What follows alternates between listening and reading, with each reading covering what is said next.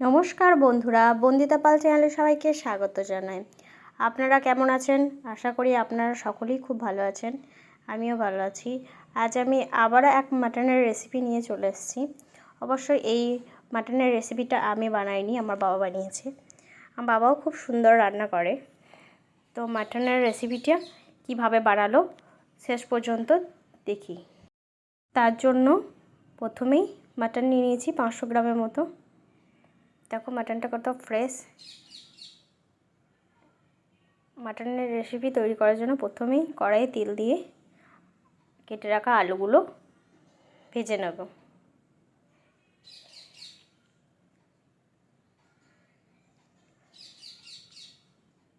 ভালো করে ভেজে নেব আলুগুলো।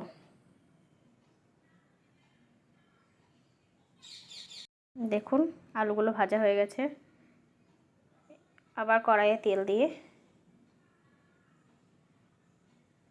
শুকনো লঙ্কা, 5 ফোড়ন, চিনি, তেজপাতা, কেটে রাখা পেঁয়াজ,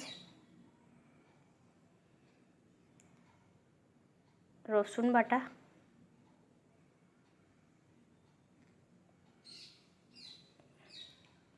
এবার ভালো করে কষিয়ে নেওয়ার পরে এই যে চিকেনটা দিয়ে দেবে। এখন আদা দেওয়া হয়নি, আদাটা পরে দেবে, কারণ আদা দিলে তলাতে ধরে যায়, কড়াইয়ের তলায় লেগে যায়। এর জন্য প্রথমে রসুন আর পেঁয়াজটা ভালো করে কষিয়ে নেওয়ার পর মাটনটা দিয়ে ভালো করে কষিয়ে নেবে। দিয়ে দিচ্ছি হলুদ গুঁড়ো, জিরে গুঁড়ো, ধনে গুঁড়ো, কাশ্মীরি লঙ্কার গুঁড়ো, টমেটো আর লঙ্কা কুচি করে রাখা ছিল, ওটা দিয়ে দেওয়া হলো। ভালো করে কষিয়ে নেবে।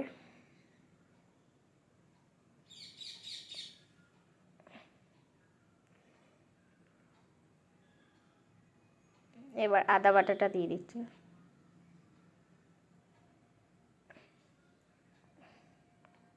কারি পাতা, লবণ, আবার ভালো করে নাড়াচাড়া করে এই যে ভেজে রাখা আলুগুলো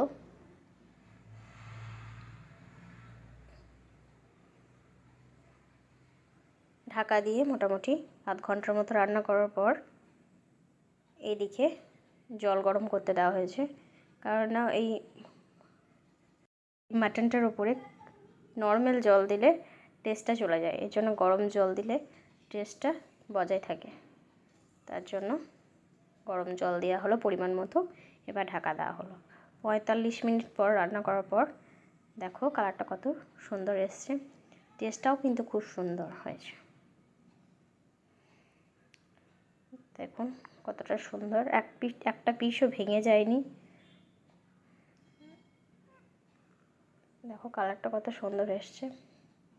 আমার যদি এই রান্নাটা আপনাদের ভালো লেগে থাকে তাহলে অবশ্যই লাইক, কমেন্ট, সাবস্ক্রাইব করতে ভুলবেন না। অবশ্যই ভিডিওটা শেষ পর্যন্ত দেখবেন। আমার এই ভিডিওটা শেষ পর্যন্ত দেখার জন্য আপনাদের অনেক অনেক ধন্যবাদ। দেখুন